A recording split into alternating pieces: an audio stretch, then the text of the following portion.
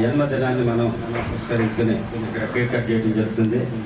మరొకసారి మీ అందరికీ కూడా చిరంజీవి గారి 71వ జన్మదిన శుభాకాంక్షలు తెలియజేస్తూ నాకు ఈ అవకాశం ఇచ్చినందుకు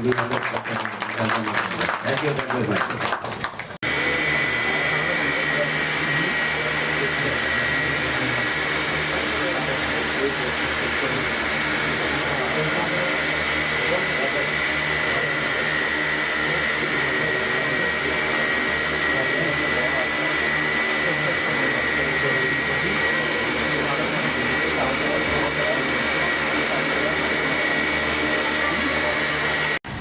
పి గన్నవరం నియోజకవర్గ పరిధిలో నా క్యాంప్ ఆఫీస్లో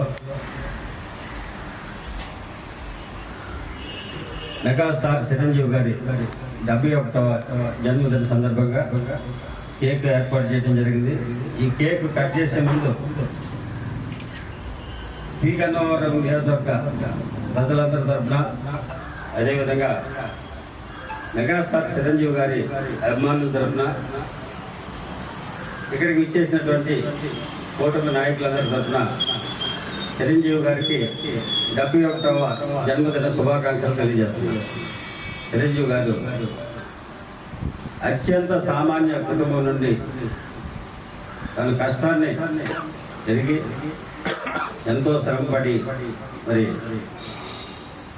తెలుగు సినీ పరిశ్రమలో ఎంటర్ అయ్యి తనదైన శైలిలో ఒక గుర్తింపు తెచ్చుకుని తద్వారాగా తన కుటుంబ సభ్యులకే కాకుండా ఈ రాష్ట్రంలో ఉన్నటువంటి తన అభిమానులకి ఎంతోమందికి మరి సేవా దృక్పథంతో చేసినటువంటి కార్యక్రమాలు అయితేనేమో తను కష్టపడి పైకొచ్చినటువంటి రీతిలో ఎంత పైకొచ్చినా అనికి మరి ఉండే స్వభావం కలిగినటువంటి చిరంజీవి గారు మరి మనందరికీ ఆదర్శాన్ని ఈ సందర్భంగా తెలియజేస్తూ, చిరంజీవి గారి పేరు చెప్తేనే కష్టం, అదేవిధంగా క్రమశిక్షణ, భావోద్వేగం, ఇటువంటి గుణాలు కలిగినటువంటి గొప్ప వ్యక్తి.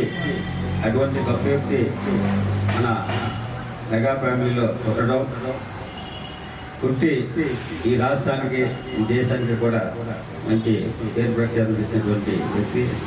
మరి ఆయన సినీ పరిశ్రమలోనే కాకుండా రాజకీయ జీవితాన్ని కూడా ప్రారంభించి తనదైన శైలిలో పార్టీ పెట్టినటువంటి మొదట్లోనే ఇంచుమించు 17 సీట్లు 18 సీట్లు గెలుపొందినటువంటి గొప్ప వ్యక్తి చిరంజీవి గారు. తర్వాత కేంద్రంలో మరి కేంద్ర సహాయ మంత్రిగా కూడా చేసినటువంటి సందర్భం ఉంది.